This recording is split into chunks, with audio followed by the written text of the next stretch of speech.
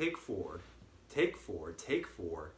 What is going on, everybody? Today we're going to talk about one of my favorite things in the world here, and that's single pot still Irish whiskey.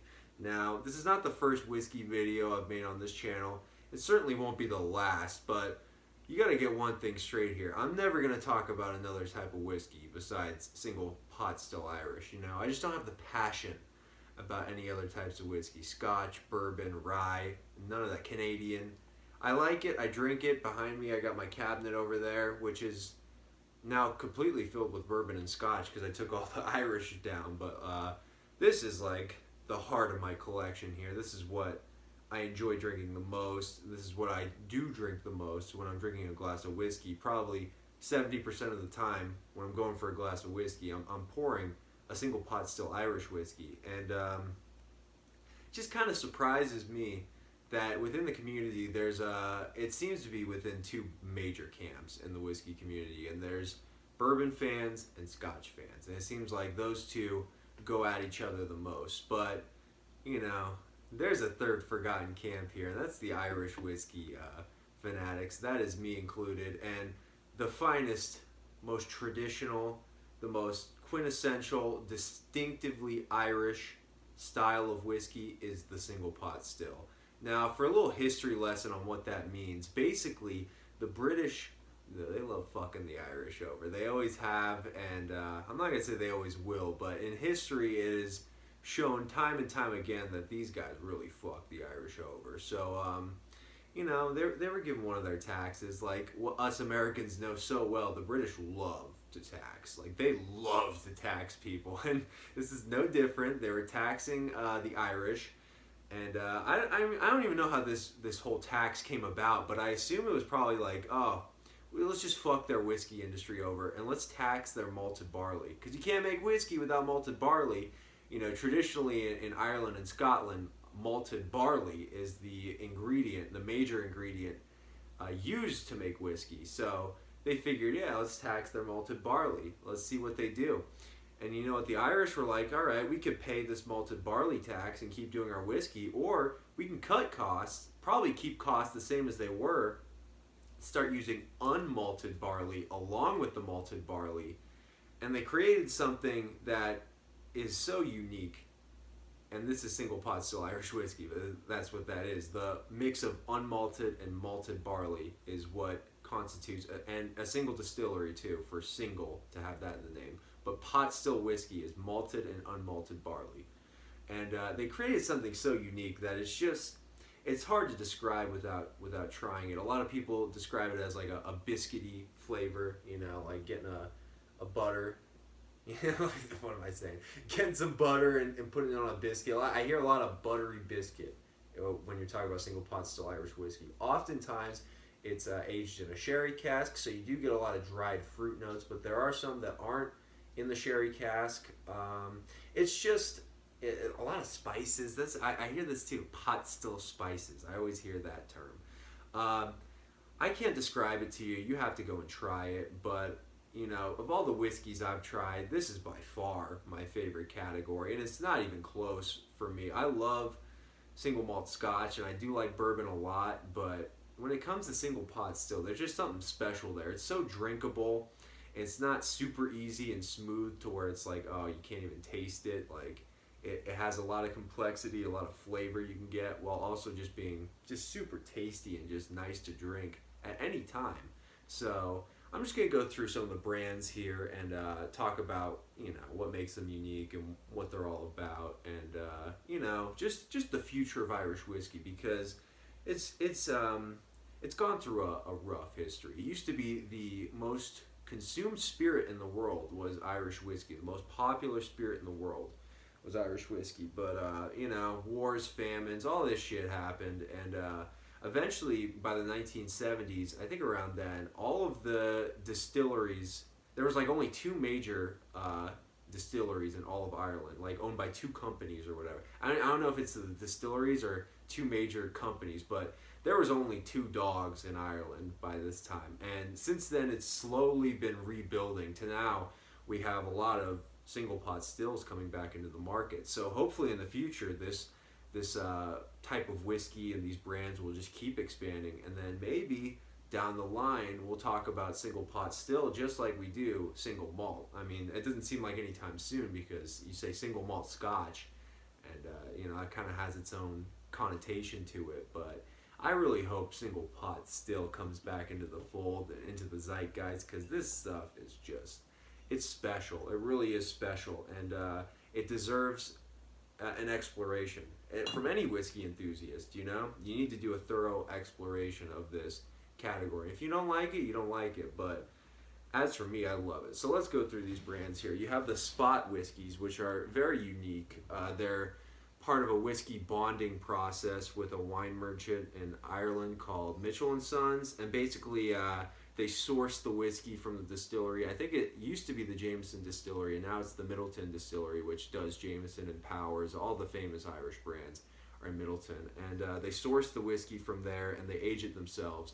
And the spots come from their practice of putting a colored dot to indicate how long they were going to age the barrel. So I think green was going to be a 10-year. Now it's a non-age statement whiskey, but green used to be 10-year.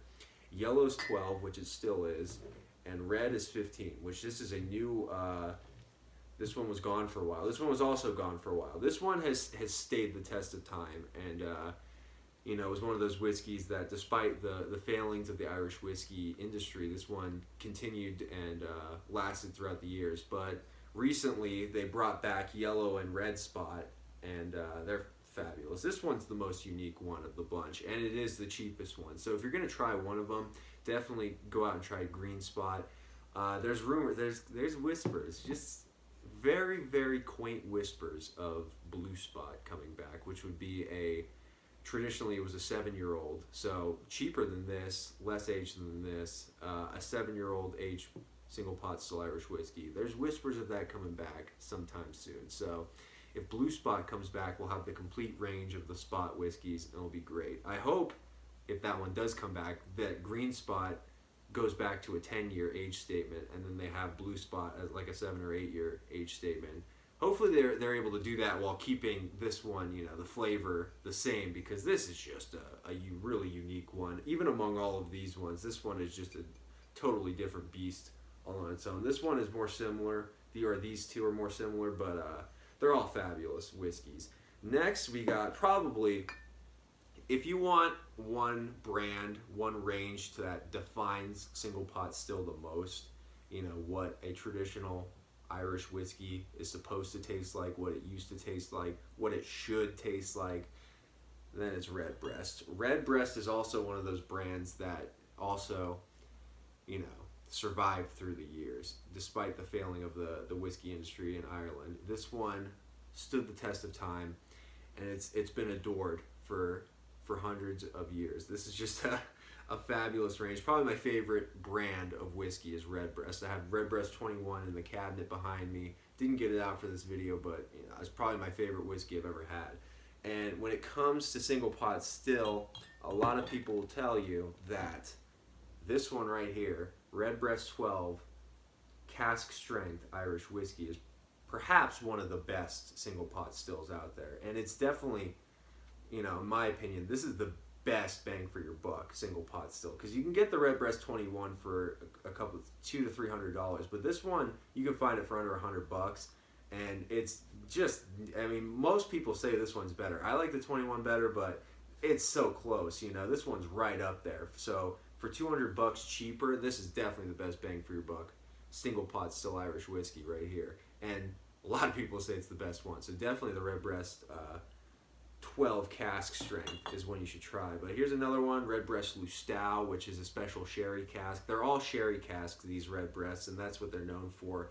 A lot of dried fruit notes, you know, fruity sherry notes that you're going to get in these. So there's a 12-year, a 15-year, the 12-year cask strength, the Lustau edition, and the Redbreast 21. Plus some other ones like Dream Cask they do, some all sherry ones. If you're in Ireland, you have a lot more access to some of these other brands that we don't get in the States, but the main five are those five. These four and the 21 I have in there. Then we get to Powers. Now, Powers is perhaps the most popular brand of whiskey in Ireland. I know the Powers Gold label is, I think, the highest selling whiskey in Ireland. So Powers is a historic brand of Irish whiskey. It was one of the brands that formed the Irish Whiskey Distilling Company. I don't even know exactly what it's called, or Irish Distillers, I think is what it's called. And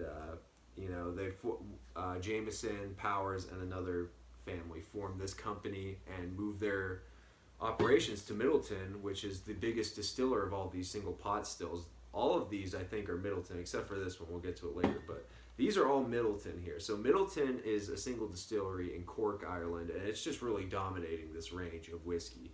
But Powers is a historic brand of Irish whiskey. Some people say Powers is Irish whiskey. I've heard that claim made, but Powers is classic. You can't go wrong with it. This is Powers 3 Swallow.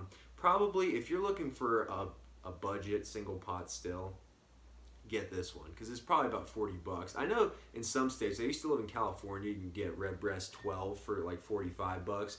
If you can get Redbreast 12 for under $50, then this is definitely the single pot still you want to try first if you're on a budget. This is the one right here. But if you don't live, I think where I live right now, Redbreast 12 is about 50 or $60, which is probably still, I mean, if you really want to get one, you could still go with Redbreast 12. But if you don't want to spend that much money, you're looking in the $30 to $40 range. The Powers 3 Swallow is a good investment for that. It's not the best. I actually really like it a lot. I've heard some people say it's not their favorite. I like it a lot just because it's cheap. It doesn't really taste cheap. It just tastes like a fucking single pot still, like just a pretty traditional single pot still. So I like this one a lot. We have the Powers John's Lane release, which is, when it comes to their main range, this is probably their highest end single pot still. They make other like single cask ones every so often and single barrel ones, all that kind of shit. But cask strength, they make all these different varieties, limited edition. But I think in their main line of whiskeys, the John's Lane is their highest end single pot still, and it's fantastic. I mean, this is another good traditional, just by the book single pot still. No frills, just straight up single pot still. I'm missing the signature release Powers, which is it would go in between the 3 Swallow and the John's Lane. It's more of like a $50-$60 one. This one's like a 40, and this one's about like a 70-80. This is Powers Gold label. Now this is not a single pot still whiskey, but it is a blended whiskey, which means it takes whiskeys from different distilleries and blends them together, of different varieties, different mash bills. It doesn't have to be all barley. But this one does contain pot still whiskey in it, and that's why you'll notice when you're drinking a single pot still that a lot of these taste pretty similar to what you're used to from like Jameson or Powers. Like you probably already have a conception of what Irish whiskey tastes like. That's similar to what single pot still tastes like, because all the main Irish brands will use pot still whiskeys in it. So that like distinct Irish flavor you're getting it could be the pot still, it's very likely. So this is Powers Gold label. Again, not a single pot still, but contains pot still, and it's fucking Powers, you gotta have it. But here's another one, Rider's Tears Cask Strength. I just bought this one yesterday. I tried it. I like it a lot. I really do. For $100, so I don't know. It's a limited release, so I understand the price, but I mean, there's not even a cork on the top. And I hate to be a snob about that, but it's just kind of like confusing.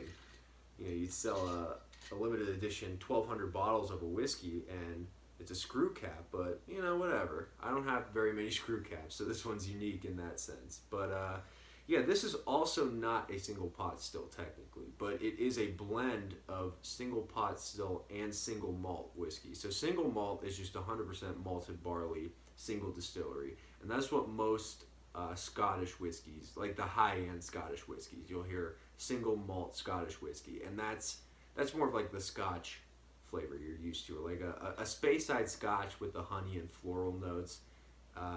That's kind of, I feel like that's what they put in here. There's no peat in it, so it's not like those smoky Scottish whiskeys, but this is using the single malt as well as the single pot still. So you do kind of get a mix of what you'd think a Scottish whiskey tastes like and what you think an Irish whiskey tastes like. You kind of get them both in this one. So it is a unique one. There's also just a normal Writer's Tears, non cask strength for cheaper. So if you're already into Scotch and you kind of want to, tiptoe into Irish and try to ease your way in, you can go with Writer's Tears just to get those familiar Scotch notes, but also introduce some pot still Irish notes. So these are mostly Middleton. There's a lot of other brands I want to kind of expand out to, other distilleries. There's Method and Madness, which is also like, I think it's like connected to Middleton, so it's like right next. I was watching a video. They were like showing the Jameson like distilling process, which is in Middleton, and then they went to Method and Madness. So I think that shit's like right there. So Method and Madness, they do a lot of unique cask finishes on theirs, but a lot of single pot stills. They do single malts and single grains and all that shit, but they do make a lot of single pot stills. So I do want to try those. And there's Teeling, which is the new distillery in Dublin. They have a single pot still. I do want to try it. I heard it's not that good, but it's a single pot still. I gotta try it.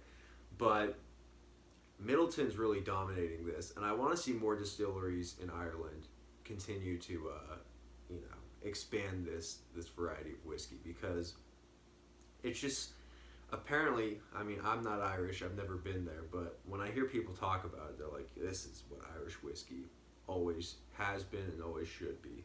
This is the quintessential, the taste of Irish whiskey. And I kind of, when I get a bottle of single malt Irish whiskey, I'm kind of like, damn, like, it's disappointing. I guess not all Irish whiskeys have to be single pot still or even pot still, but like getting a single malt Irish whiskey is just like, okay, that's cool, but like it doesn't really taste like an Irish whiskey. I'm kind of tasting like a Scotch here. So if I'm gonna get single malt, I'm probably gonna go get a Scotch, because that's what they do. That's what they do in Scotland. They do single malt, and they have a history of doing single malt. Ireland, they've got a history of single pot still. So I want to see more distilleries churning out the single pot still. But it's a bright future ahead for this variety of whiskey here. I mean, this is just the tip of the iceberg, what I have on the table. These are all the quintessentials, but there's so much more out there, and there will be so much more out there as more and more people get introduced to the single pot still, and more people start to drink it and discover that this is really the truth, So I hope so in the future that we're going to be getting more releases, because, this is not enough for me, man. I need more. I need more single pot stills, and I need more variety, and I want to see more experimentation. Middleton's cool and all, but they have a distinct flavor, and they like to do things their way, and I like how they do it, but that is a way to do it, but there's other ways to do it too. So I want to see some young blood getting into the whiskey distilling business, some fresh ideas, and just coming out with single pot stills in Ireland. I mean, that would be great, but this is a good introduction if you're curious as to what single pot still is, and you want to see some of these brands. Here they are. Excuse me. Here they are. This is them. So yeah, that's single pot still Irish whiskey. And if you're watching this and you got a glass of anything, well, cheers, and go buy some single pot still right after you watch this. I'm serious. I'm turning off the camera now, but like, get off your chair if you're over 21 and go out to the store and buy some of this shit. Go buy Redbreast 12. You won't regret it. I don't think I've heard anyone ever say anything bad about Redbreast.